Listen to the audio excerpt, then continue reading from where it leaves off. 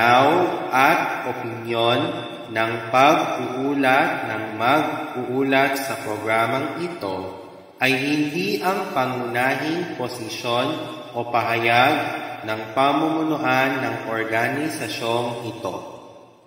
The views and opinions expressed in this live report are those of the presenter and do not necessarily reflect the official policy or position of the management of this organization.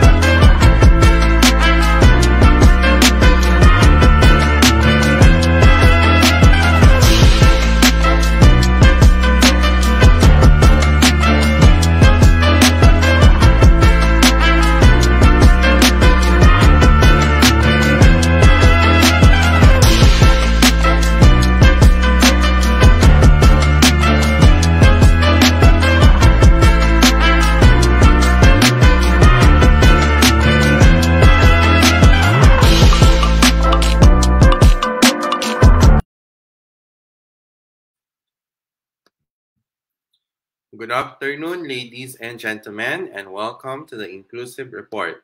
Today is Thursday, April 21, 2022.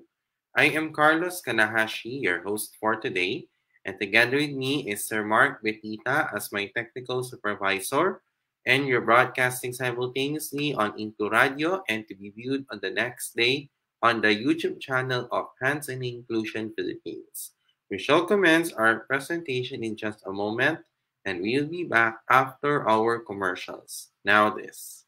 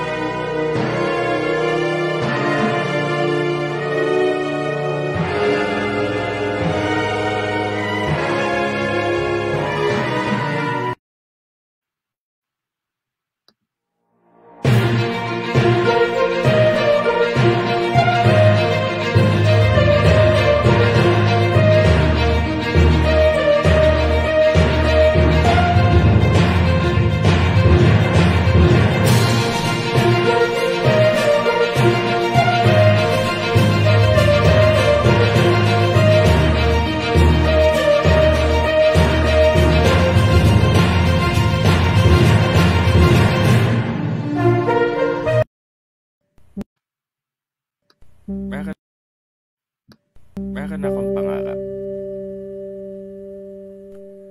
para sa aking pamilya, para sa aking kapwa, at para sa bayan. Kahit mahirap, kahit masakit, mahal ko kayong lahat. Kahit anong mangyari, ikaw, ako, tayo. Ating isisigaw sa mundo.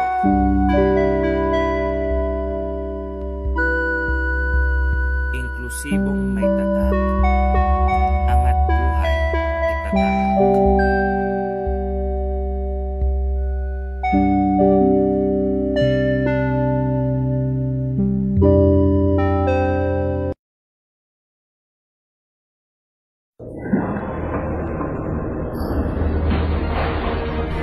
Matapang pa rin tayo. Ang tropa, hindi nang iiwan. Ang senyas, isang instrumento. Ilang beses matumba, tayo'y huling baba. Luman ang ating pinagaling. Tayo ay muling luluwa.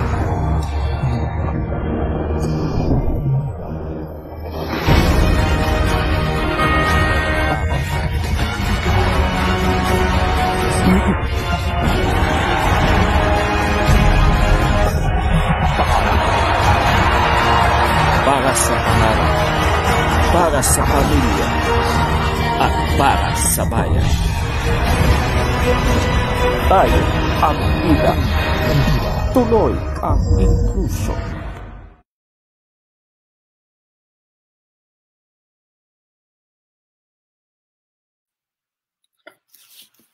Okay, welcome back to the Inclusive Report.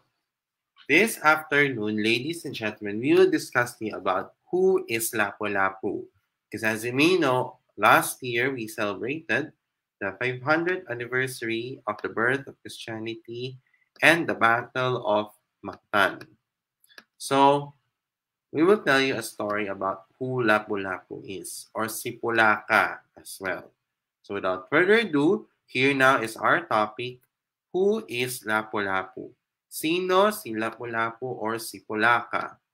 Sir Mark, can you share screen, please? Thank you.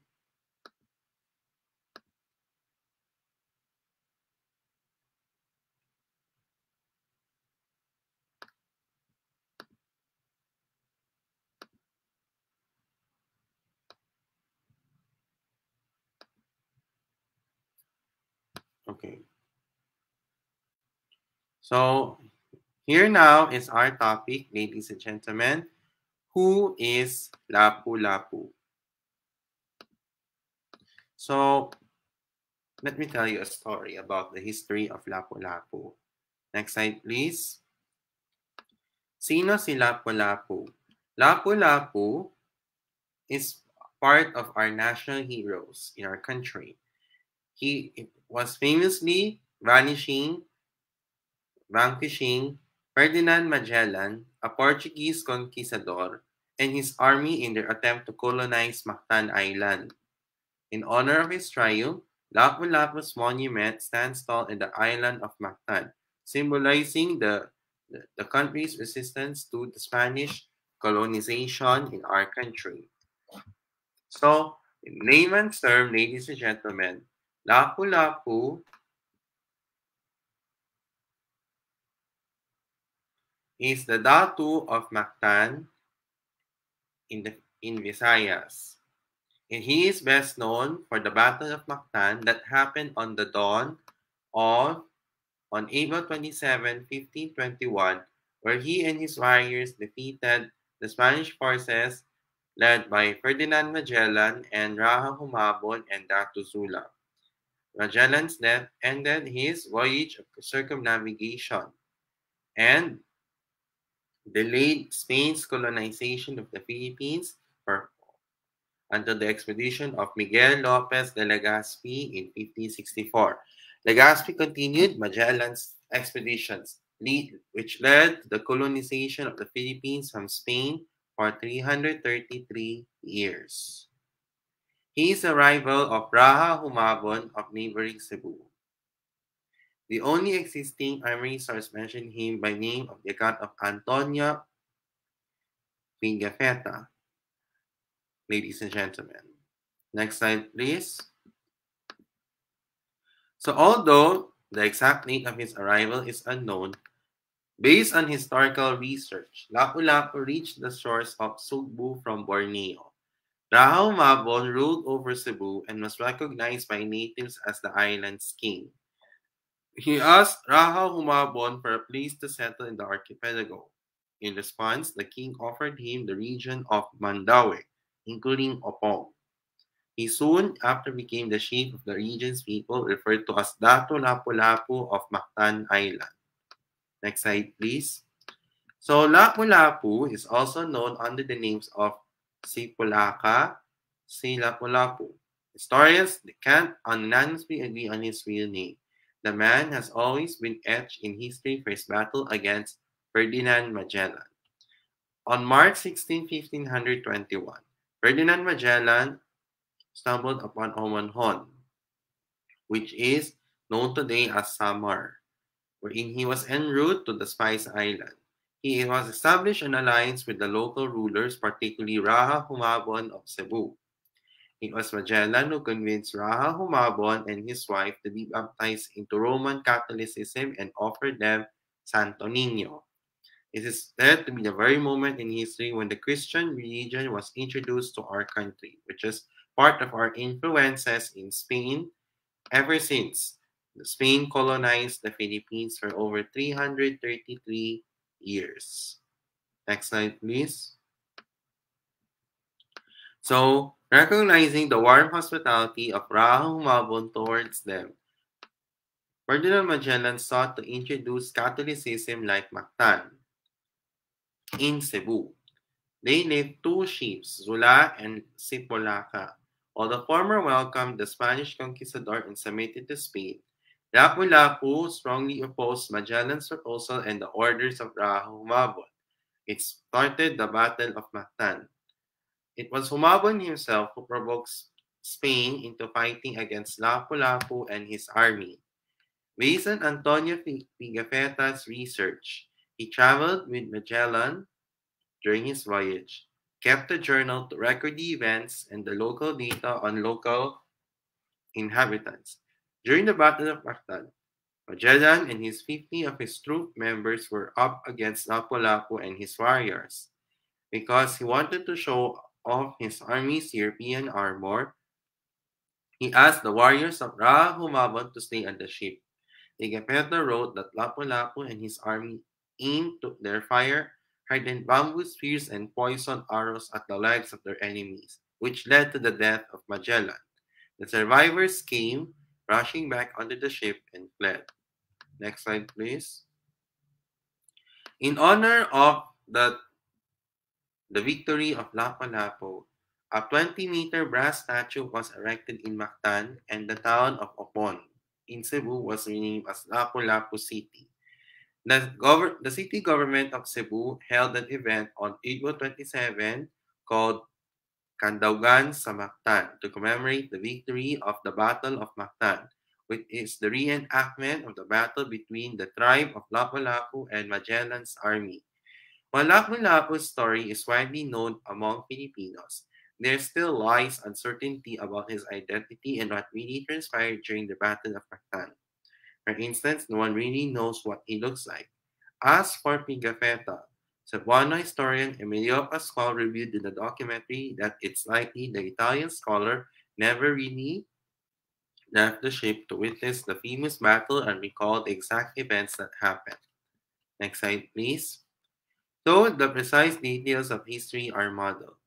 Lapu-Lapu stands to this day a symbol of independence in our country, even after the centuries of colonization and violence. Locals proudly honor the man who rallied them in a fight for control of their own destiny. Next slide, please. According to one account, There are various names for Lapu-Lapu because of wrong translations by different writers. In Antonio Pigafetta's written accounts, the Italian scholar who joined Magellan's conquest referred to si Lapu-Lapu. Lapu-Lapu was a dato of Mactan in the Visayas. Modern Philippine society regards him as the first Filipino here because of his resistance to imperial Spanish colonization. So, before we close our topic, ladies and gentlemen, Lapu-Lapu is regarded retroactively as the first Filipino hero. On April 27, 2017, President Rodrigo Duterte declared April 27 as Lapu-Lapu Day, in honor as the first hero in the country who defeated foreign rule. Duterte also signed the Executive Order Number 17, creating the Order of Lapu-Lapu, which recognizes the services of government workers and private citizens in relation to the campaign and advocacies of the President. The government erected a statue in Lapu-Lapu City, the brass statue of Lapu-Lapu in Mactan Island. He has also appeared in the main design of the 1 centavo coin from 1967 to 1994. Last year, the BSP, or the Bangko Sentral ng Pilipinas, in collaboration with in relation to the quincentennial commemorations last year, launched the 5,000 peso bill commemorative banknote in honor of his heroism.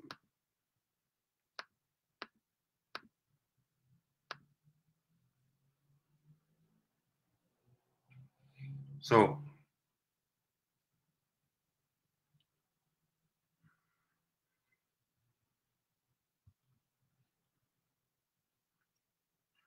you all may know that last year we celebrated the 500th anniversary of Lapu-Lapu's victory, and the special part of the Philippines played in the world circumnavigation are collectively referred as the quincentennial commemorations in the Philippines, which also signaled the start of Christianity in our country.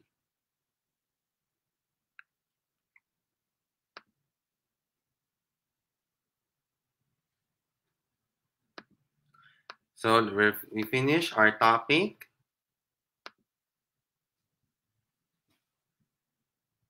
Let us move on to the next part of our show. Next slide, please, is our updates in relation to the May 9, 2022 elections. So, COMELEC sees higher overseas voter turnout for the May 9, 2022 polls. COMELEC is expecting a higher turnout for overseas voting in this year's polls, one of the commissioners said today. According to Marlon Casquejo, our overseas voting right now is very much interesting because, in the first day, there's so many overseas voters who want to vote. So we are expecting a much higher voting turnout as compared in the 2016 and 2019 elections. According to COMELEC, data showed that there are about 1.7 million Filipinos living abroad who are registered in the May 9, 2022 polls. Next slide, please. According to Casquejo, the current number of voters who turn up to cast their ballots have surpassed their budget. He said, so far from this early time period of voting, we have already reached our target, which is more than 30%. Overseas voting began on April 10 and will run until the May 9, 2022 elections on May 9. The 2016 elections had the highest voter turnout in recent polls, where 31.25% cast their votes. There were 1.37 million registered voters that year. Meanwhile, from the 1.82 million registered overseas voters in the 2019 polls, the voter turnout was 27.3%.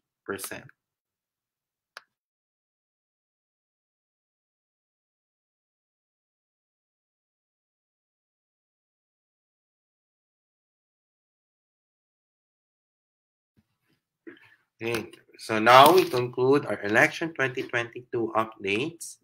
Next slide, please. Let us move on to the next part of our show for today is our get to know our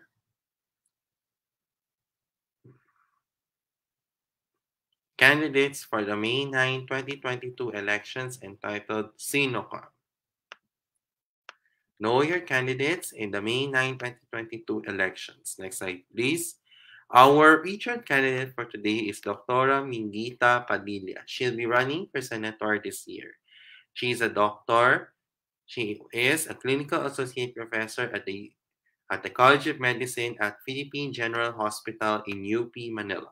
She is a consultant in St. Luke's Medical Center in Taguig. She is an ophthalmologist, academician, author, and health advocate with a career spanning over 34 years. She was a former executive staff under Chairman and Health Secretary Janet Garin from March 2015 until the end of the administration of former President Pinoy or Benigno S. Aquino III at PhilHealth, and she is the former consultant of DOH under Enrique Ona and Janet Garin from 2014 to 2015 under the leadership of former President Benigno S. Aquino III. So this May 9, 2022, let's vote wisely in the elections. Next slide, please. Let us move on to the next part of our show, which is our announcements. Next slide, please. So as part of the continuing efforts to support the Hands in Inclusion Philippines organization, we urge everyone to purchase our products in the Hands in Inclusion Philippines online shop. So the products that we are selling are the following. Our One Inclusion Nation t-shirts and the One Inclusion Nation tote bags. For the One Inclusion Nation t-shirts, it's available in red, black, blue, white, mustard, gold, and green. Sizes are ranged between small to triple XL. Prices are ranged from 325 to 375 pesos. For the One Inclusion Nation tote bag, sizes are ranged between medium to large, 190 to 200 pesos. And if you want to purchase these, please let us know and send us a message. And strictly payment first before purchase. And we're accepting payments from GCash and Union Bank only. Next slide, please. The Hands in Inclusion Philippines online shop is temporarily closed for areas under Alert Level 5. It will continue to serve in areas under Alert Level 1 to 4 only. Its operating hours are from 12 midnight to 11:59 in the evening. For a full list of orders, please visit the Hands Inclusion Philippines Facebook page or email us at hands.inclusion@gmail.com. Next slide, please. So we at Hands in Inclusion Philippines needs your help. To be honest, many of us have already been struggling with the financial problems of the organization. So regardless, no matter what, it doesn't really matter if you're going to donate small or large amount. This will be a great big help to us. Ladies and gentlemen, how can you do this? You may donate using GCash and Union Bank as well. And what are you waiting for? Please continue to help Hands in Inclusion Philippines for its fundraising project. Our goal is to raise funds in our organization, and let us have the time to rebuild to have a bigger, better, and a bolder organization. Proceeds from the sales and for your donations will go to us in Hands in Inclusion for the expenses, the formality, including the SEC registration in the future, and the financial aid of the members due to the effect of the coronavirus disease 2019 pandemic. So guys, for those who did this, we'd be glad you did, and thank you for your continuous generosity and for your support in advance.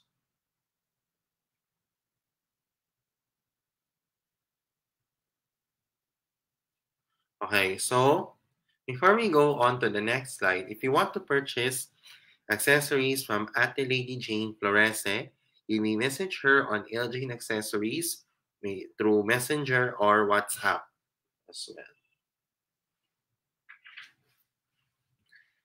Okay, Sir Mark, next slide, please.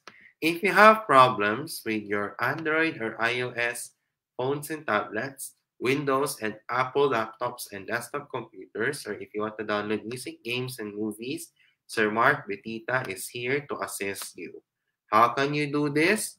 You may message him on Mark PC Laptop Repair Services on Facebook, Mark Paolo Betita, or you may contact him at 0947-355-4759.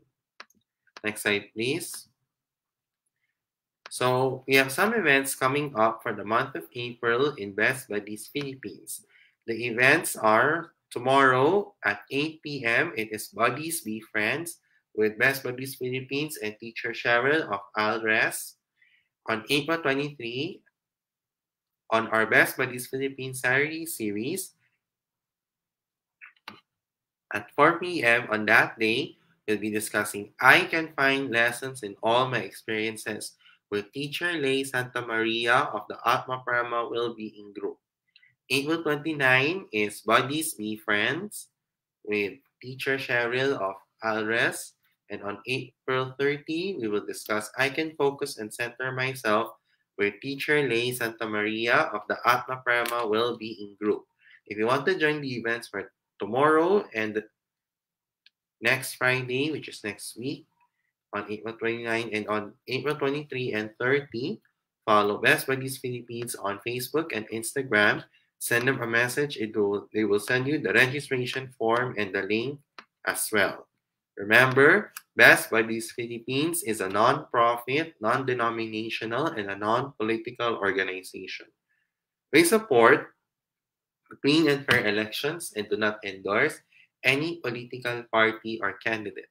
As members of the Best Buddies Philippines community, please refrain from endorsing a candidate during the activities of Best Buddies Philippines. In Best Buddies Philippines, make a friend, be a friend. Next slide, please. Okay, if you want to crave for something for your breakfast, your lunch, your dinner, your merienda, or any occasion, birthdays and parties, then you want to order some of the foods from the Sobra Comfort Food Restaurant and the Kuya Korea Restaurant. For the Sobra Comfort Food Restaurant, the menus are for all-day breakfast, tapa sobra, chicken tocino, corned beef brisket, homemade spam, and beef salpicao.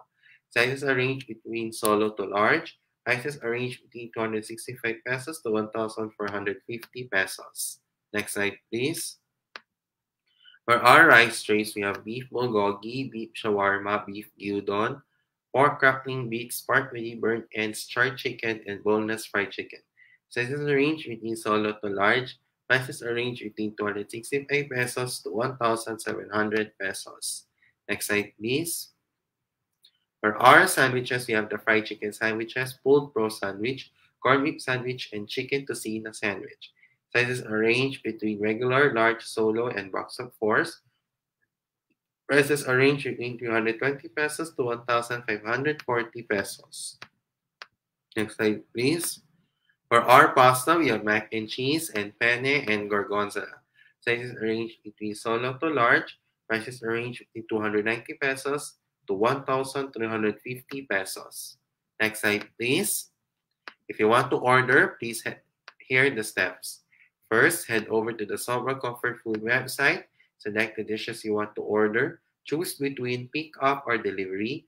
Pay conveniently through any of the safe integrated payment methods and your order is confirmed. Expect updates via text or email. Next slide, please. If you want to crave for something Korean, and you want to order some of the foods from the Kuya Korea restaurant. The menus are for the rice bowls, beef bibimbap, beef bulgogi, pork samgyup, and K-pop chicken. Prices range between 195 to 220 pesos. For the chicken, for the boneless popcorn chicken, sizes are range between half to whole. Prices are range between 235 to 425 pesos with the flavors of gochujang, ganjang, chicken, and K-buffalo. If you want to order there, please check the Kuya Korea website for your orders as well. Next slide, please. So on April 30, 2022, Saturday, De La Salle College of St. Benilde will have its virtual commencement exercises for first term 2021 to 2022. So on behalf of Hands in Inclusion Philippines to our fellow Benildians who will be graduating this April 30, 2022, congratulations for doing ordinary things extraordinarily well. Next slide, please. Lastly, follow Hands in Inclusion Philippines on our social media pages and its digital platforms as well. It would be appreciated for you guys to do this as early as now.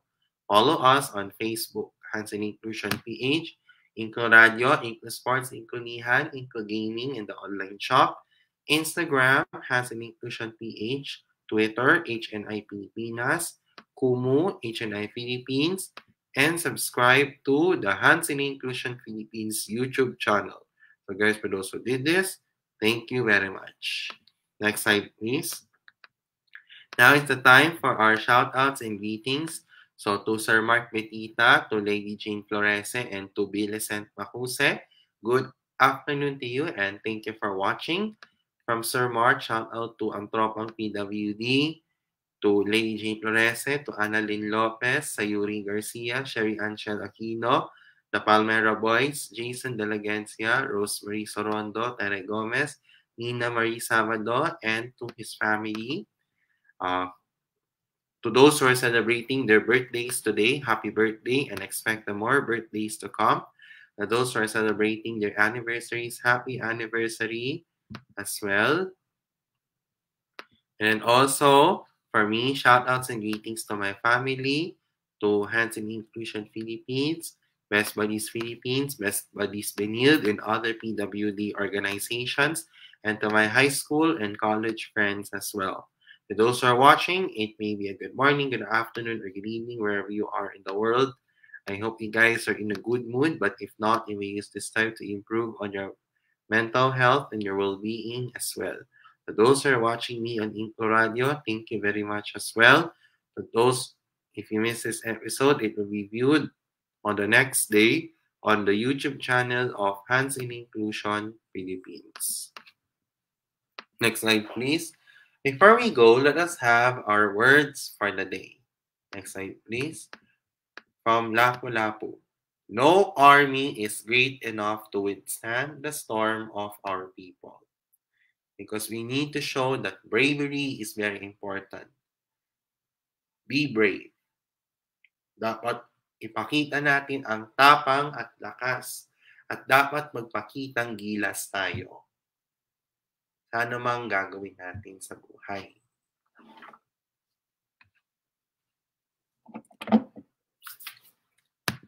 Okay. Sir Mark, can you disable the share screen, please? And open cam as we prepare ourselves to wrap up our show.